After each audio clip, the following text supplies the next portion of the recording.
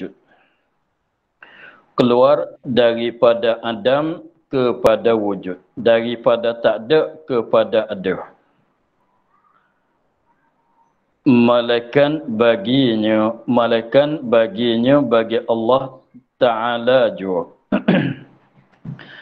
Dia katanya, maka tidak ada perbuatan, tetapi perbuatan mana? Perbuatan yang dikatakan, perbuatan yang kita katanya daripada tak ada kepada ada. Daripada tak ada kepada ada, seperti bergerak masalan, bergerak daripada asal tak bergerak kepada jadi bergerak. Duduk daripada tak duduk kepada jadi duduk. Apa lagi?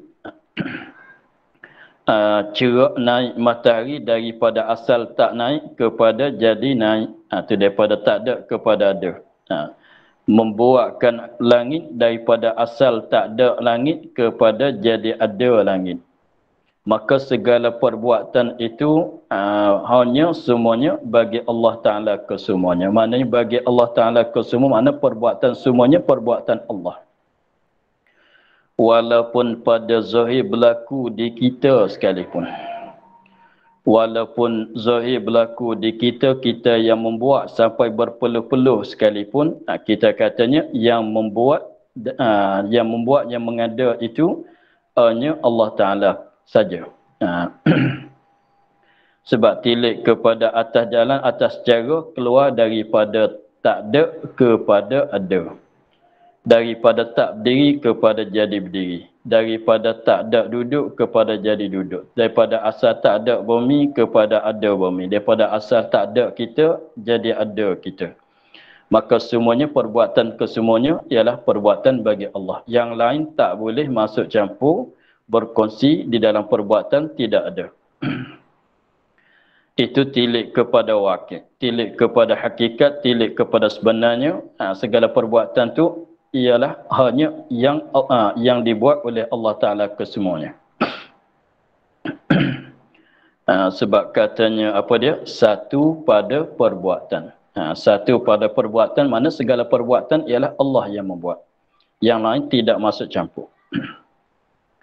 Tetapi dibangsakan perbuatan-perbuatan bangsa sengaja, bahasa sengaja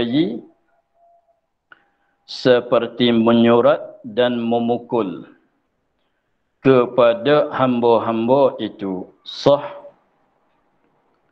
dengan sebab sengaja hamba-hamba padanya, pada perbuatan-perbuatan yang bangsa sengaja,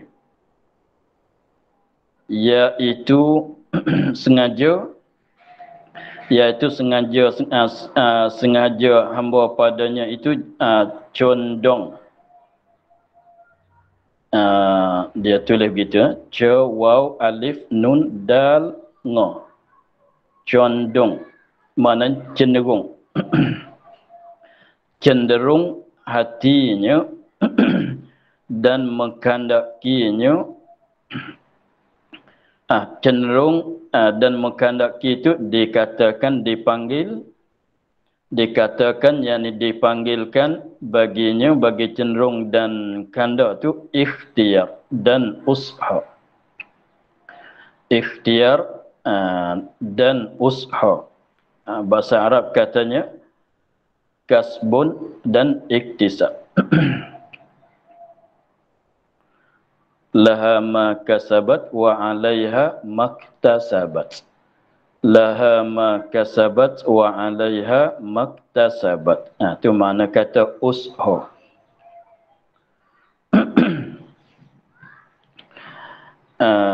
Dia katanya tetapi dibangsakan perbuatan. Dibangsakan. Cakapannya begitu, dibangsakan. Bukan bangsa Melayu, bangsa itu bahasa, bukan bangsa keturunan, itu bukan dia. Begitu juga dibangsakan perbuatan yang bangsa sengaja. Yang bangsa sengajai.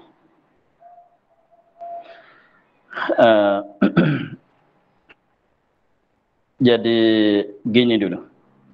Kita ambil di perbuatan yang bangsa sengajai dulu. Apa maksud di situ? Yang mana misal dianya menyurat dan memukul. Jadi perbuatan yang berlaku pada kita hamba, perbuatan yang berlaku pada kita hamba ini ada dua. Ada dua bagai. Satu bagainya ialah perbuatan ittirari.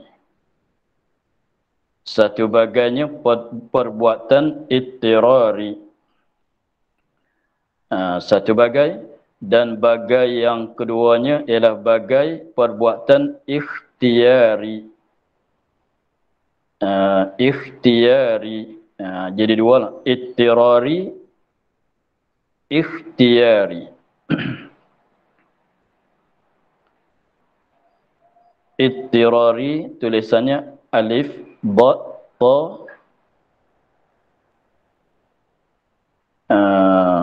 ra, alif, ra, ya. Ittirari. Dan yang keduanya ikhtiari. Ikhtiar.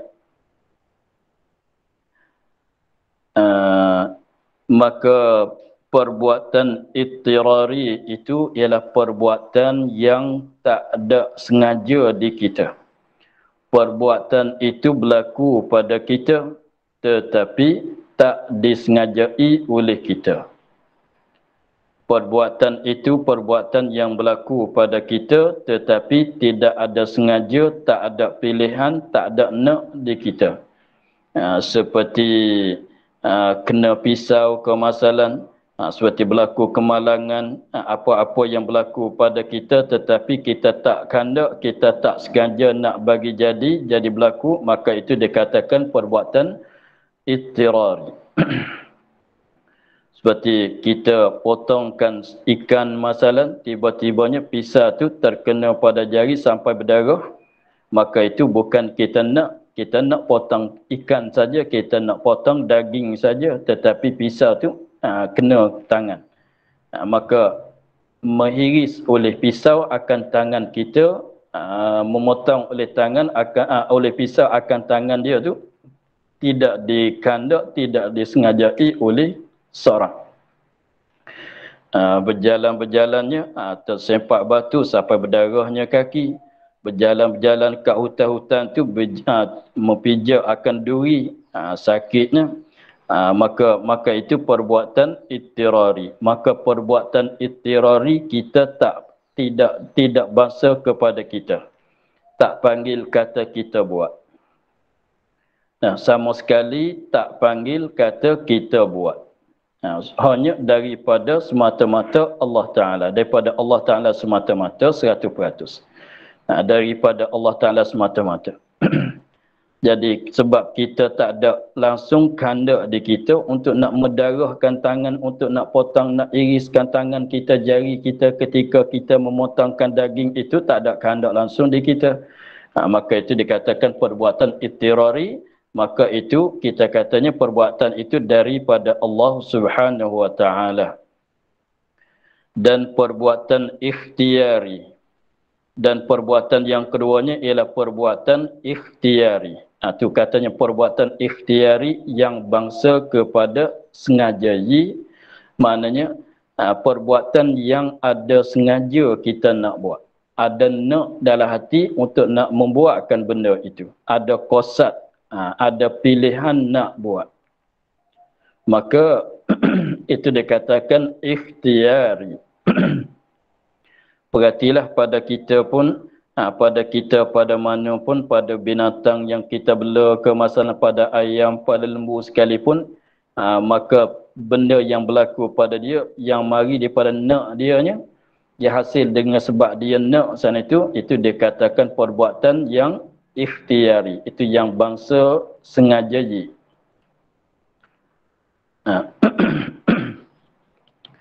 Maka sebab tu yang misalnya menyurat tu menulis dan memukul, memalu,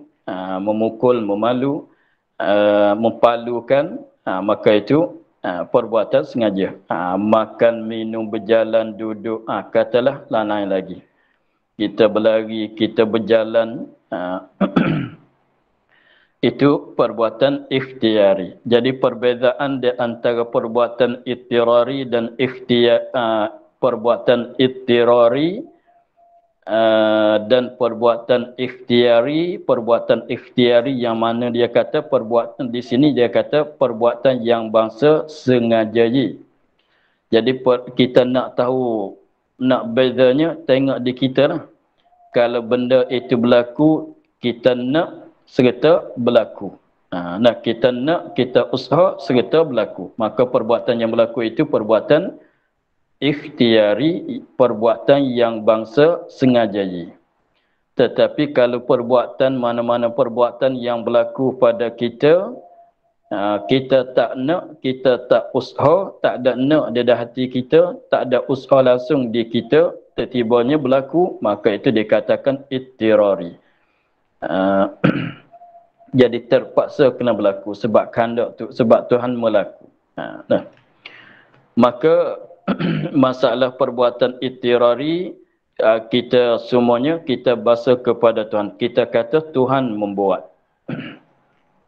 Tetapi masalah perbuatan ikhtiari atau perbuatan yang bangsa sengajai, menyurat dan memukul, maka perbuatan ini boleh kita nak bangsakan kepada kita. Dibangsakan, mana kata kita buat. Kita nak kata kita buat. Itu panggil bangsa.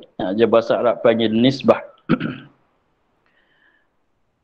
Bangsa kepada hamba. Dia katanya, tetapi dibangsakan perbuatan yang bahasa sengaja seperti menyurat dan memukul kepada hamba-hamba itu sah. Boleh. Boleh kita nak bahasa kepada hamba. Mana boleh kita nak hukum, nak kata kita buat. Siapa azan tadi? Sayalah azan. Tu mana bahasakan azan itu kepada kita. Siapa yang mensapuhkan masjid itu? Sayalah yang mensapuhkan, yang membersihkan. Itu bahasa kepada kita. Maknanya kita bahasa pada hamba. Kalau binatang, siapa makan rumput di depan rumah?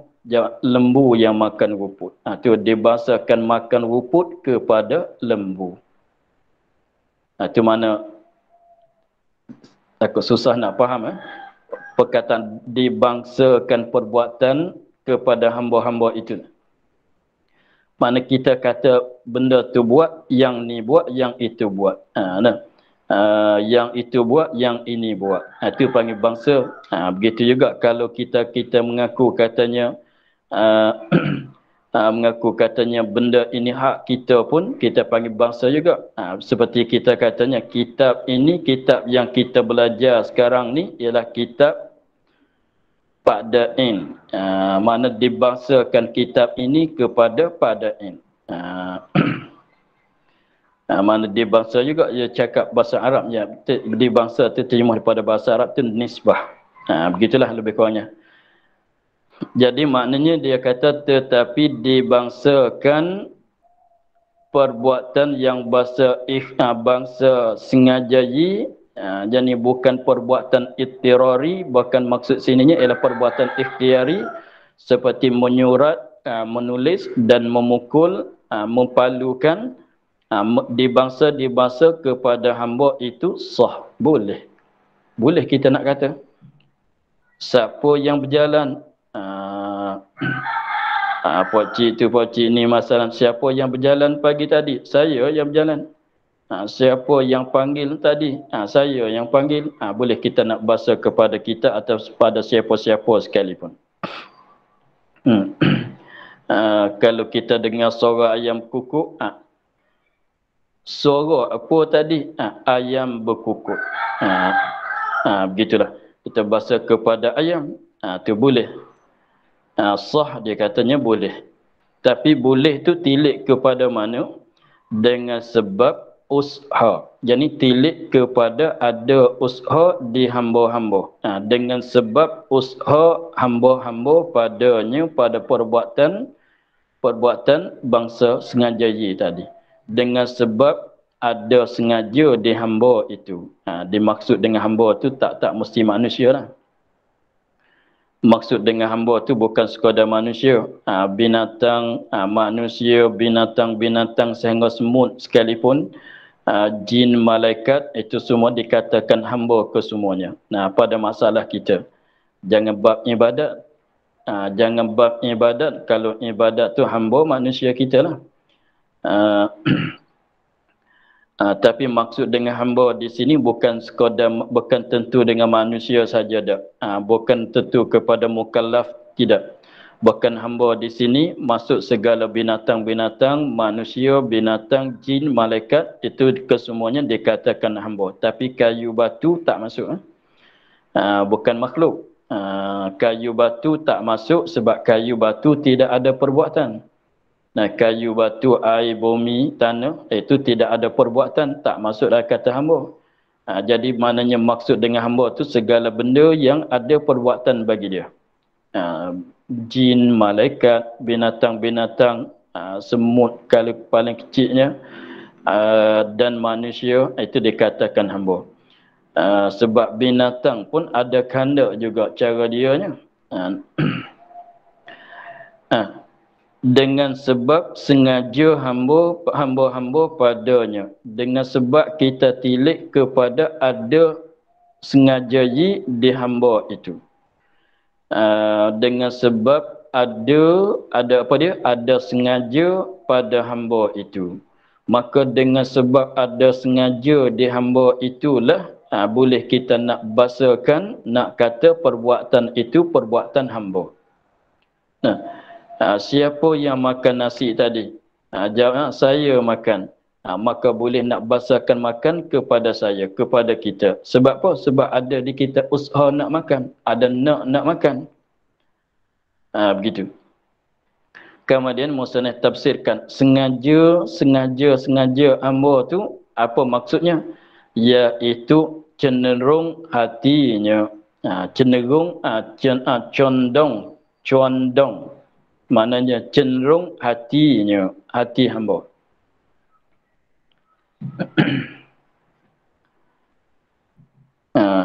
Condong artinya ini cenderung hatinya. Nak itulah dikatakan cenderung. Nak ada terasa nak di dalam hati, itulah dikatakan cenderung hati. Seperti kita, sebab dia begini, nak bagi faham cenderung, sebab bahasa Arabnya mailul qalbi, cenderung, sengit, cenderung hatinya. Kalau pokok tu kita panggil cenderung, kita panggil sengit. Jadi dia begini, sebab panggil cenderung ni sebab kita ni kalau kita tanya makan masalan,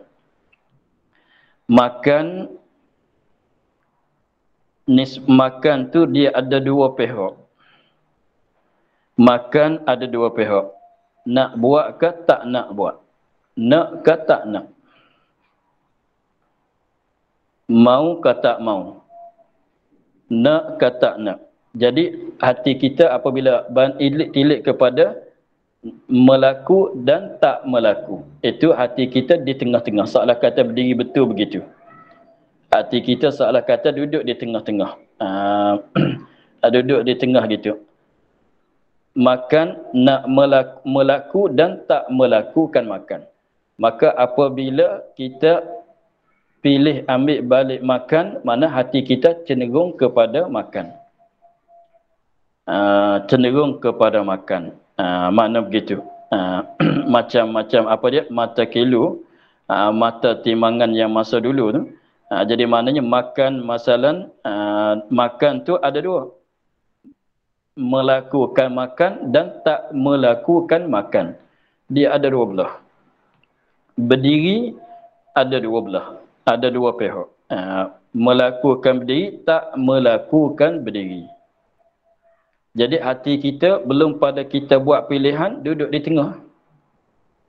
Duduk di tengah. Nak ambil sebelah balik melaku ke, nak ambil sebelah balik tidak melaku. Jadi hati kita duduk tengah-tengah. Apabila kita memilih sebelah balik mana?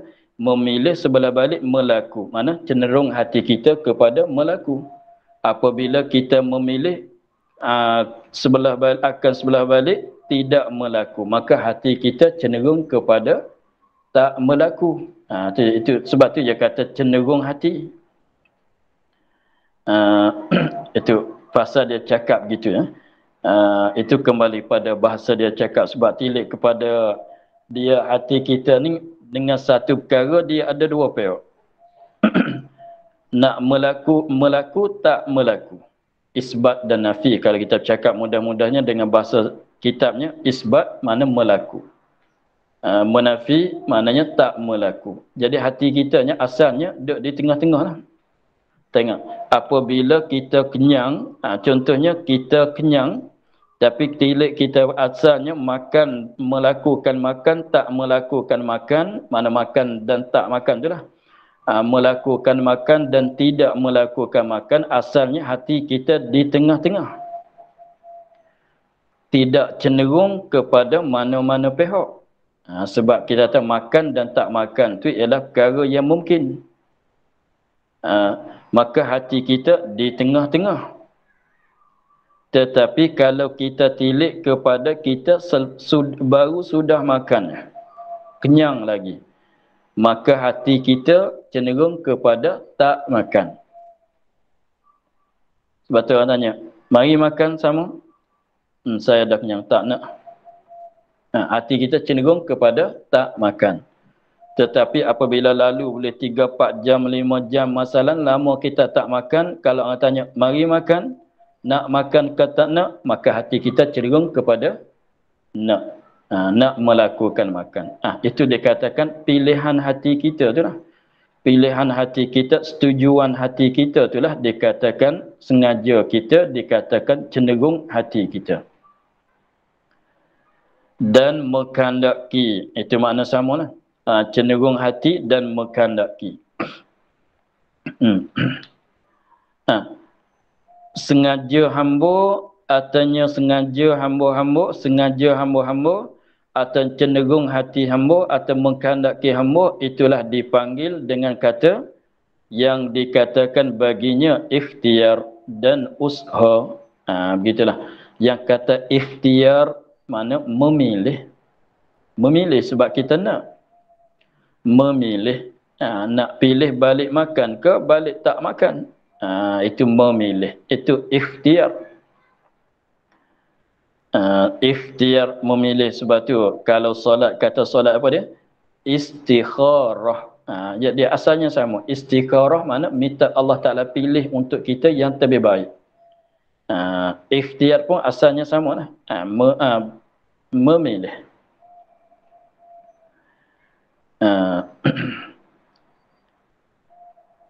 Memilih. Kalau nak kira bahasanya gini, dia ambil daripada asal juga khairun. Khair apa? Baik.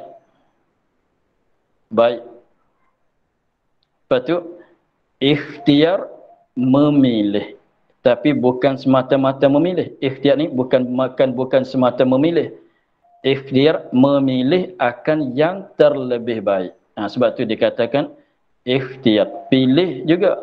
Tapi bukan semata-mata pilih. Pilih ambil sebelah balik yang terlebih baik untuk kita. Tapi benda yang lebih baik tu masing-masing setengah orang tu tak sembahyang tu lebih baik. Di sini dia. Di sini kita tak sembahyang tu jahat. Lebih baik kita sembahyang. Tapi ada juga setengah orang tu tak sembahyang tu minum arak lebih baik untuk dia. Berjudi tu lebih baik. Tu pilih ambil benda yang lebih baik di sisi orang masing-masing. Tengok orang tu orang baik ke orang tak baik lah. Orang soleh tak soleh lah. Jadi maknanya sebab tu solat istikharah. Nak bagi faham kataan dia dulu. Solat istikharah ambil pada khair. Khair itu apa dia? Baik. Istikharah mana kita minta Allah Ta'ala pilih akan benda yang perkara yang terbaik baik untuk kita. Begitu.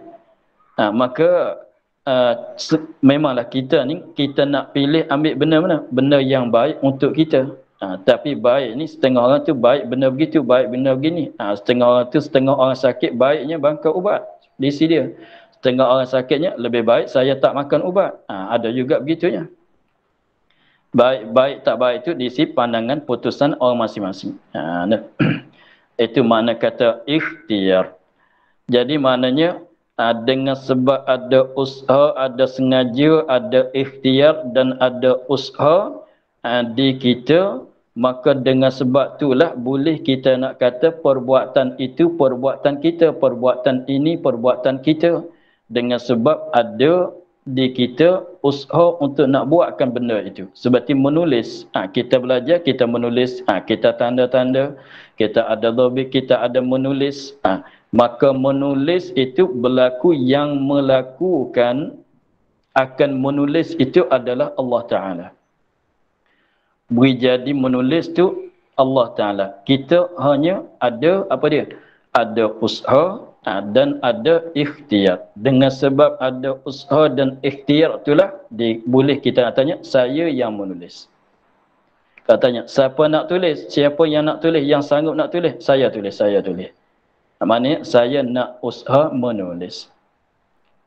Siapa yang nak ambil tugasan ini? Saya ambil tugasan. Mana saya nak usaha menunaikan tugasan itu. Begitulah. Jadi dengan sebab dengan tilik kepada ada usaha, ada sengaja, ada ikhtiar di kita pada perbuatan ikhtiari. Dengan sebab ada itulah boleh kita nak kata, nak bangsa kepada kita, nak kata perbuatan itu perbuatan kita. Tak sama dengan perbuatan ittirari yang tadi. Kita tak ada nak seperti potongkan tangan ketika duk potong daging, silap-silapnya, potongkan tak jari, maka itu kita tak nak. Maka tak boleh kata saya memotongkan jari saya, tak boleh. Sebab apa? Sebab tak ada langsung di kita usaha dan ikhtiar. Hanya kita katanya yang melaku itu ialah Allah Subhanahu Wa Taala. Dan juga begitu juga perbuatan ikhtiari, tilik kepada ada usaha dan ikhtiar di kita, bolehlah kita nak mengaku kata kita yang membuat. Tetapi kalau tilik pada wakil, siapa dia, siapakah yang melakukan? Jawabnya Allah. Sebab Allah itulah yang melaku. Melaku itu mana? Yang mengeluarkan daripada Adam kepada wujud. Daripada tak ada kepada ada. Jadi mana kita kalau tanya kita kuasa ke tidak mengeluar daripada tak ada kepada ada, kuasa ke tidak memberi kesan? Tak kuasa. Memberi kesan melaku tak kuasa. Hanya ada di kita yang boleh kita usaha ikhtiarnya apa? Apa dia? Yang mampu di kitanya, yang kekuasaan kitanya ialah usaha dan ikhtiar. Jadi tengok dia katanya dan iaitu usaha dan ikhtiar dan usaha menyertai perbuatan-perbuatan itu, yakni perbuatan hamba dengan perbuatan menyertai dengan anggotanya, anggota hamba jua.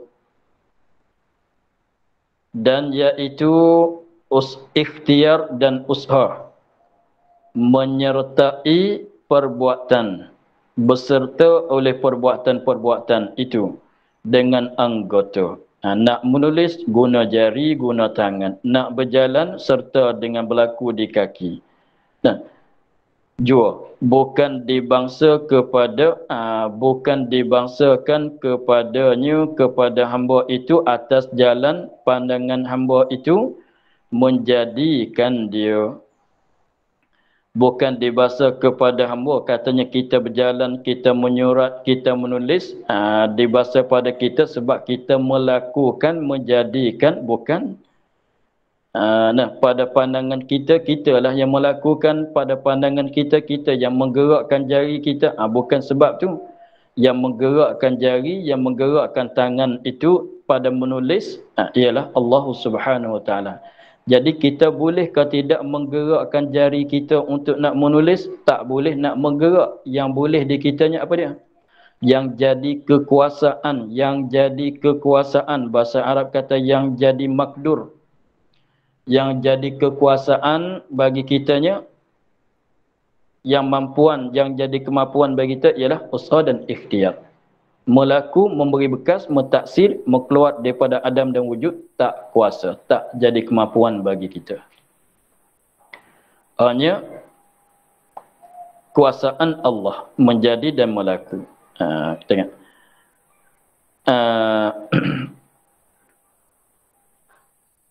Dan mengeluarkan dia daripada adam kepada wujud. Begitulah. Jadi pendek katanya perbuatan ikhtiari ini ibarat daripada ialah bergabung di antara dua kudrat yang baharu, dua kudrat. Kudrat kita hamba ialah kudrat yang baharu dan kudrat Allah Subhanahu wa taala. Jadi menulis, tengok kita masih belajar, ketika kita belajar kita menulis ada tulis-tulis, kita ada tulis menulis, maka menulis itu berserta oleh dua kudrat. Jadi mana dia kudrat kita dan kudrat Allah Subhanahu wa taala. Sebab kudrat itu mengada dan meniada, membuat dan tak membuat. Jadi disertakan dua ta'alluq kudrat. Dua ta'alluq kudrat. Ialah kudrat hamba, ialah kudrat yang baharu. Kudrat Allah ialah kudrat yang qadim.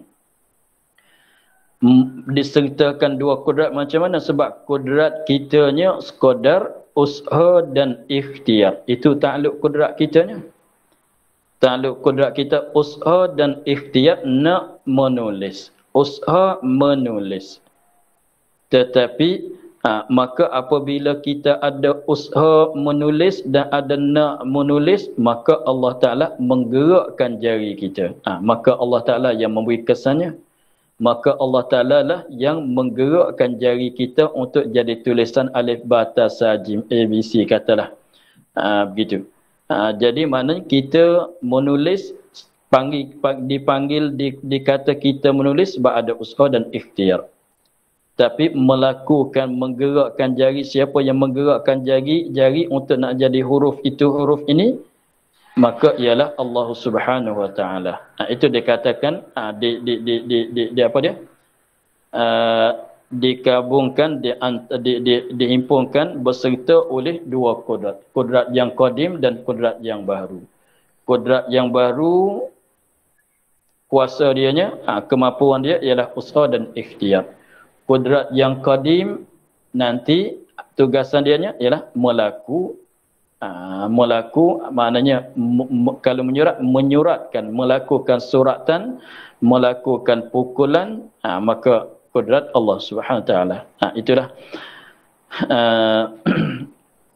Jadi pendek katanya, sebab itulah dia kata cakap di awal, kata segala perbuatan dilakukan oleh Allah Ta'ala. Dilakukan, melakukan, memberi bekas, memberi kesan, mengeluar daripada adam kepada wujud, tak lain tak bukan, hanya Allah Ta'ala jua saja. Allah Ta'ala saja. Sebab kita usaha saja tak boleh memberi kesan. Sebab kita ikhtiar saja. Sebab itulah kita perhatinya, beberapa banyak perkara yang kita usaha dan yang kita nak tapi tak berlaku. Beberapa banyak perbuatan yang kita nak, yang kita usaha, ada cenderung hati kita, ada kehendak dalam hatinya, tapi benda itu tak berlaku. Itu menunjuk katanya Allah tak memberi kesan. Allah tak menolongkan. Inilah kita katanya dapat tolongan, dapat bantuan daripada Allah. Dia kata begitu. Semoga Allah membantukan kita. Apa maksud dia kita kata dalam doa, semoga Allah Ta'ala membantukan kita, dengan sebab kita sekadar bolehnya ialah kemampuan kita, makdur kitanya ialah sekadar usaha dan ikhtiar. Nak melaku tak kuasa kita, maka Allah melakukan. Maka Allah melakukan sebagaimana kehendak kita, itu dikatakan Allah membantu menolongkan kita. Itu yang kita bercakap selalu. Semoga Allah membantukan kita supaya Allah, mudah-mudahan Allah menolongkan kita. Apa maksudnya?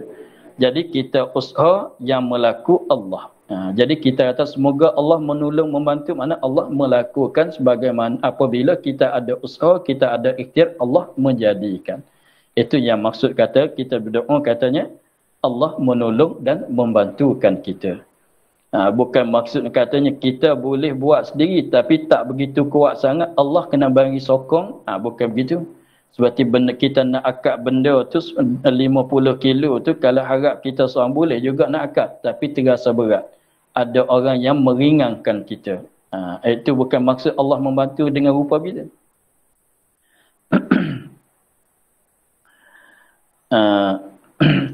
Dan ini makna dikatakan nafikan munfasil pada af'al.